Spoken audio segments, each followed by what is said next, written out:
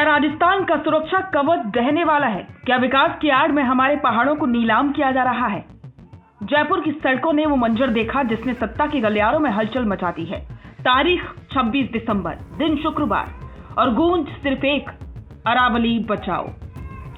NSUI के झंडे तले हजारों छात्र और उनके बीच पहुंचे राजस्थान के राजनीति के युवा नेता कहे जाने वाले सचिन पायलट।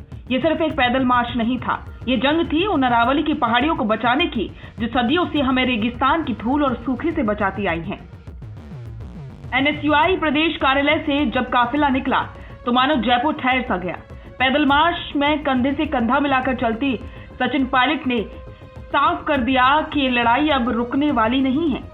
विधायक रामनिवास गावड़िया, मनीष यादव और एनएसयूआई के प्रदेश अध्यक्ष विनोद जाखड़ के नेतृत्व में छात्र शक्ति ने हुंकार भरी। लेकिन सवाल यह है कि आखिर अचानक से अरावली के लिए इतना बड़ा गुस्सा क्यों? क्या वाकई में सरकार एक नई परिभाषा के जरिए 90% पहाड़ों को गायब करने की तैयारी कर रही है? सचिन पायलट के शब्दों में धार थी और आंखों में चिंता। उन्होंने सीधे केंद्र और राज्य सरकार को कटघरे में खड़ा किया। पायलट ने कहा, अरावली कोई मिट्टी का ढेर नहीं है, ये उत्तर भारत का सुरक्षा कवच है। पायलट का तर्क सीधा और सटीक है। अगर अरावली नहीं रही तो दिल्ली से लेकर जयपुर तक पर्यावरण का संतुलन ताश के पत्तों की तरह बिखर जाएगा। उन्होंने सरकार से पूछा कि आखिर वो कौन सी मजबूरी है जो हजारों साल पुरानी इस विरासत को विनाश की ओर धकेला जा रहा है? किसके आशीर्वाद से अवैध खनन का खेल फल फूल रहा है? अब समझिए उस खतरनाक परिभाषा को जिसके खिलाफ ये प्रदर्शन हो रहा है। भारतीय वन सर्वेक्षण की रिपोर्ट चौंकाने वाली है।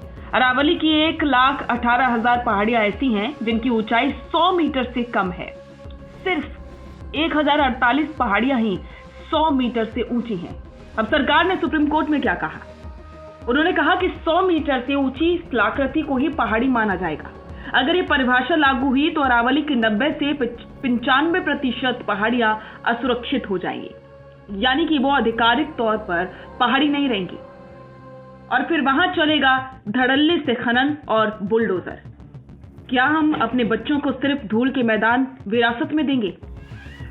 पायलट ने एक बड़ा सवाल दागा। राजस्थान का बच्चा बच्चा जानता है कि अवैध खनन कहां हो रहा है, फिर प्रशासन की आंखें बंद क्यों है? क्या यह खनन किसी रसूखदार के दबाव में हो रहा है?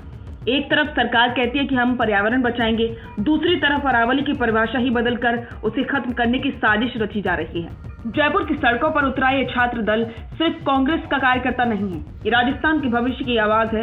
विधायक अमीन कागजी और रफीक खान ने भी साफ कहा कि विधानसभा से लेकर सड़क तक ये लड़ाई जारी रहेगी। ये प्रदर्शन तो सिर्फ एक ट्रेलर था। अरावली बचाओ अभियान हर जिले और हर शहर में फैल रहा है।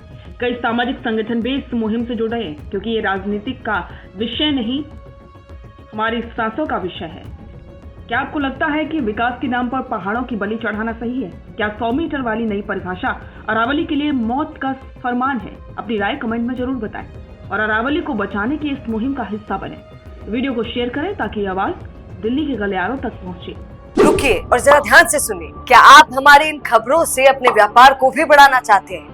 तो आप भी खबरों के दौरान इस तरह के एलिमेंट्स पर अपना विज्ञापन दे सकते हैं, या फिर ऐसे खबर के 1 मिनट बाद अपना पूरा विज्ञापन डलवाएं, जो कि 8 लाख से ज्यादा सब्सक्राइबर्स और फॉलोअर्स वाले द फैक्ट इंडिया चैनल्स और पेजेस से राजस्थान के कोने कोने में पहुंचेगा और इससे आपका व्यापार, ब्रांड सब कुछ बढ़ेगा।